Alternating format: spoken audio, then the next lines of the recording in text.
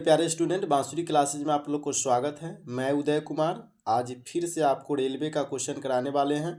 हालांकि रेलवे का वैकेंसी भी आ चुका है, तो रेलवे के अगर विद्यार्थी हैं तो रेलवे में फॉर्म जितना जल्दी हो सके उतना जल्दी आप फॉर्म भर दीजिए, ठीक है। और मैं रेलवे का ही तैयारी के लिए आपकी ये सारा वीडियो तैयारी करा रहे हैं, ठीक है। तो अगर रेलवे के आप विद्यार्थी हैं तो एक भी वीडियो आप मिस नहीं कीजिए, ठीक है। अगर रेलवे के विद्यार्थी नहीं हैं तब पर भी आपके लिए बहुत ही कामयाबी का ये वीडियो होगा, ठीक है। ये जितने भी कॉम्पिटिटिव एग्ज़ाम होता है वो सभी एग्ज़ामों में ये क्वेश्चन पूछा जाता है, ठीक है। अगर वीडियो अच्छा लगे तो लाइक, सब्सक्राइब और शेयर ज़रूर कीजिए अपने ग्रुपों में, ठीक है, ताकि दूसरा भी इसका फ़ायदा उठा सके, ठीक है। अगर कोई विद्यार्थी अगर आपके रिलेशन में है, संबंधी में है, अगर वो विद्यार्थी कोई चीज़ का तैयारी करता है तो उसे अवश्य भेजिए ताकि उसको भी यह इसका फ़ायदा अच्छा मिल सके। चलिए आइए, पहला क्वेश्चन आपको दिया गया है कि प्रतिध्वनि का कारण है। तो प्रतिध्वनि का कारण हो जाएगा आपको ध्वनि का परावर्तन, ठीक है। क्या हो जाएगा? ध्वनि का परावर्तन। आपको से बताते हैं ध्वनि का परावर्तन क्या होता है कि जैसे वापस लौटने की क्रिया को परावर्तन कहते हैं, ठीक है। आइए अगला क्वेश्चन आपको दिया गया है। यहाँ पे देखिए, ये क्वेश्चन कितना बार कई एग्जाम में पूछ लिया गया है, ठीक है। कह रहा है कि झूला झूलते समय कोई व्यक्ति झूला पर खड़ा हो जाए तो उसका आवर्तकाल यानी क्या होगा? बढ़ जाएगा, घट जाएगा, अपवर्तित रहेगा या कोई नहीं? तो आपके से बताते चले, इसका राइट आंसर हो जाएगा ऑप्शन नंबर बी यानी घट जाएगा, ठीक है। इसी तरह से आइए क्वेश्चन नंबर 3 में देखिए, हम लोग क्वेश्चन नंबर 3 में देखने वाले हैं। कह रहा है कि यदि झूले पर एक व्यक्ति के स्थान पर दो व्यक्ति बैठ जाए तो आवर्तकाल क्या होगा, ठीक है। तो आपको से मैं बताते चलूँ, उसका आवर्तकाल अपवर्तित रहेगा। क्या रहेगा? अपवर्तित रहेगा, ठीक है। इसी तरह से आइए क्वेश्चन नंबर 4 में देखते हैं हम लोग। देखिए क्वेश्चन नंबर 4 कह रहा है कि सेकेंडी पेंडुलम का आवर्तकाल होता है। तो इसका आवर्तकाल होता है 2 सेकेंड, ठीक है। सेकेंडी पेंडुलम का आवर्तकाल आपको 2 सेकेंड का होता है। इसी तरह से आइए क्वेश्चन नंबर 5 में कह रहा है कि केशिका नली में जल का ऊपरी सतह होता है, ठीक है। तो वो होता है आपको उत्तल होता है, ठीक है। क्या होता है? उत्तल होता है। केशिका नली में जल की ऊपरी सतह होता है उत्तल जैसा, ठीक है। इसी तरह से आइए क्वेश्चन नंबर 6 में कह रहा है कि द्रव का घनत्व अधिक होने पर पृष्ठ तनाव यानी क्या होता है, ठीक है। तो वो जो है आपको बढ़ जाता है, ठीक है। द्रव का घनत्व अधिक होने पर पृष्ठ तनाव क्या होता है? बढ़ जाता है। इसी तरह से आइए क्वेश्चन नंबर 7 में हम लोग देखते हैं। कह रहा है कि पारे को जब एक बर्तन में रखा जाता है तो मनिष्कम होता है यानी क्या हो पाता है, ठीक है। तो वह उत्तल जैसा हो जाता है, ठीक है। ऑप्शन नंबर बी इसका राइट जवाब हो जाएगा। 8 में कह रहा है ऊंचाई बढ़ने से वायुमंडलीय दाब यानी क्या होता है? स्थिरता रहता है या घटता है या बढ़ता है? तो मैं आपको से बताते चलूँ कि इसका राइट जवाब हो जाएगा ऑप्शन नंबर बी यानी घटता है, ठीक है। इसी तरह से आइए क्वेश्चन नंबर 9 में। आइए क्वेश्चन नंबर 9 कह रहा है कि एक बार बराबर होता है। तो एक बार बराबर होता है 10 की पावर 6 पास्कल, ठीक है। एक बार बराबर कितना होता है? 10 की पावर 6 पास्कल के बराबर होता है, ठीक है। इसी तरह से आइए क्वेश्चन नंबर 10 में हम लोग देखेंगे। कह रहा है किसी वस्तु का भार अधिकतम होता है तो वह होता है आपको निर्वात में, ठीक है। किसी वस्तु का भार अधिकतम होता है कहाँ पर? निर्वात में होता है, ठीक है। इसी तरह से आइए अब हम लोग क्वेश्चन नंबर 11 में आने वाले हैं। देखिए क्वेश्चन नंबर 11 भी कितना बार पूछा जा चुका है। कह रहा है कि पृथ्वी की अपेक्षा चंद्रमा का द्रव्यमान लगभग है, ठीक है। तो वह है आपको 1/81, ठीक है। पृथ्वी की अपेक्षा चंद्रमा का द्रव्यमान लगभग कितना है? तो 1/81 है। इसी तरह से आइए क्वेश्चन नंबर हम लोग 12 में आएंगे। देखिए यहाँ से कह रहा है कि भू अस्थायी उपग्रह पृथ्वी के चारों ओर चक्कर लगाता है, ठीक है। तो वो लगाता है आपको 24 घंटे में, ठीक है। क्या हो जाएगा? 24 घंटे में। इसी पृथ्वी पर वायुमंडलीय दाब का कारण है।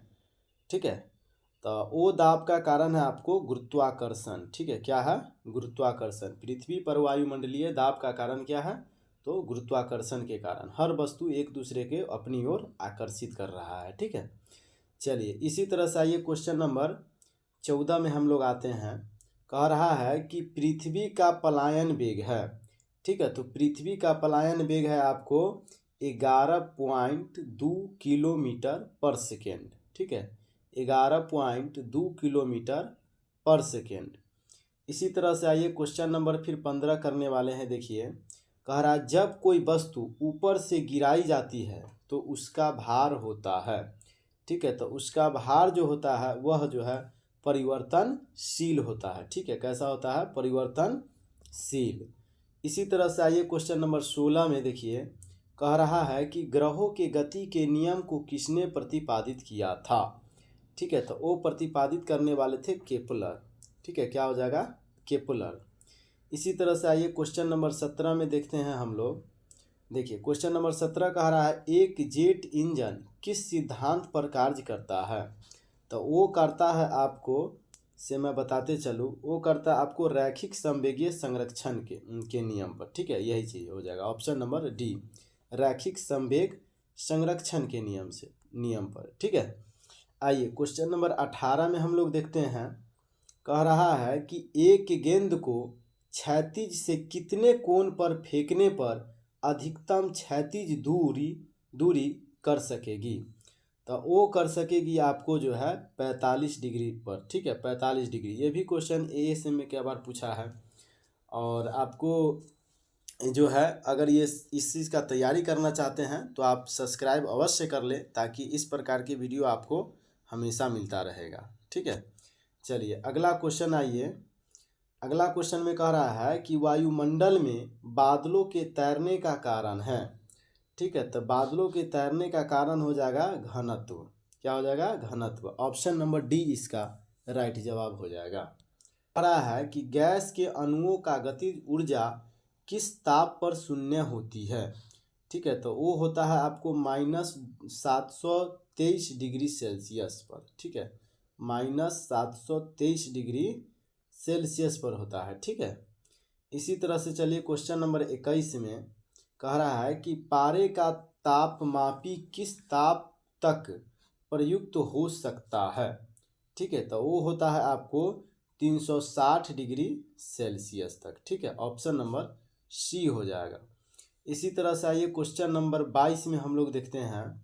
कह रहा है कि प्रिज्म द्वारा किस रंग का विचलन अधिकतम होता है? ठीक है, तो वो होता है आपको बैंगनी का। किसका? बैंगनी का। ऑप्शन नंबर ए इसका राइट जवाब हो जाएगा। इसी तरह से आइए क्वेश्चन नंबर 23 में देखिए, कह रहा है कि किसी गैस में उत्पन्न ध्वनि तरंग सदैव होती है, तो वह होता है आपको अनुदैर्घ्य। ठीक है, कैसा होता है? अनुदैर्घ्य होता है। दिया गया है किसी स्थान पर पृथ्वी के चुंबकीय क्षेत्र के क्षैतिज एवं ऊर्ध्वाधर घटक बराबर है, तो उस स्थान पर नीति कोण यानी नति कोण कितना होगा? ठीक है, ऑप्शन ए में दिया गया है 0 डिग्री, ऑप्शन बी में दिया गया है 30 डिग्री, ऑप्शन सी में 45, ऑप्शन डी में है 60। तो मैं आपको से बताते चलूँ, इसका राइट आंसर हो जाएगा ऑप्शन नंबर सी, यानी नति कोण का मान कितना होता है? तो नति कोण का मान होता है 45 डिग्री। ठीक है, इसी तरह से आइए क्वेश्चन नंबर 25 में हम लोग देखते हैं। करा द्रव्य तरंगों की तरंग दैर्घ्य निर्भर नहीं करती है, तो वो निर्भर नहीं करता आपको आवेश पर। ठीक है, तरंग जो है कह रहा है कि द्रव्य तरंगों की तरंग दैर्घ्य निर्भर नहीं करती है, तो वो नहीं करता आपको किस पर? आवेश पर। ठीक है, इसी तरह से आइए क्वेश्चन नंबर हम लोग 26 देखेंगे। कह रहा है कौन सा कण सबसे अधिक अस्थायी है? तो वो है आपको बी यानी न्यूट्रॉन। ठीक है, क्या हो जाएगा? न्यूट्रॉन। इसी तरह से आइए क्वेश्चन नंबर 27 में कह रहा है कि एंगस्ट्रॉम क्या मापता है? तो एंगस्ट्रॉम के द्वारा जो है प्रकाश का तरंगदैर्घ्य मापा जाता है। ठीक है, प्रकाश का तरंगदैर्घ्य मापा जाता है। इसी तरह से आइए क्वेश्चन नंबर 28 में कह रहा है कि सयानता गुणांक की एसआई इकाई है। तो सयानता गुणांक की एसआई इकाई होता है, आपको से मैं बताते चलूँ, प्वाइज। ठीक है, क्या होता है? प्वाइज होता है। इसी तरह से आइए क्वेश्चन नंबर 29 में हम लोग देखने वाले हैं। करा एक फैदम बराबर होता है। ठीक है, तो एक फैदम बराबर जो होता है आपको, वह होता है 6 फुट। ठीक है, एक मिनट रुक जाइए। आइए क्वेश्चन नंबर 29 कह रहा है कि एक फैदम बराबर होता है। तो एक फैदम बराबर होता है 6 फुट। ऑप्शन नंबर बी राइट उत्तर। इसी तरह से आइए क्वेश्चन नंबर 30 में कह रहा है टाइपराइटर के आविष्कारक है। तो टाइपराइटर के आविष्कारक थे सोल्स। कौन थे? Souls. Option number C right उत्तर। इसी तरह से आइए क्वेश्चन नंबर 31 में कह रहा है जेट इंजन किस सिद्धांत पर कार्य करता है। तो जेट इंजन कार्य करता है, जेट इंजन आपको रैखिक संवेग संरक्षण के सिद्धांत पर कार्य करता है। ठीक है, रैखिक संवेग संरक्षण के सिद्धांत पर। इसी तरह से आइए क्वेश्चन नंबर 32 में हम लोग देखते हैं, करा मानक दाब है। तो मानक दाब होता है आपको पारे का 70 मिमी। ठीक है, पारे का 70 मिमी। इसी तरह 33 में कह रहा है कि मैनोमीटर के द्वारा किसकी माप की जाती है। तो मैनोमीटर के द्वारा गैसों का दाब मापा जाता है। ठीक है, मैनोमीटर के द्वारा किसकी माप की जाती है? तो गैसों के दाब का।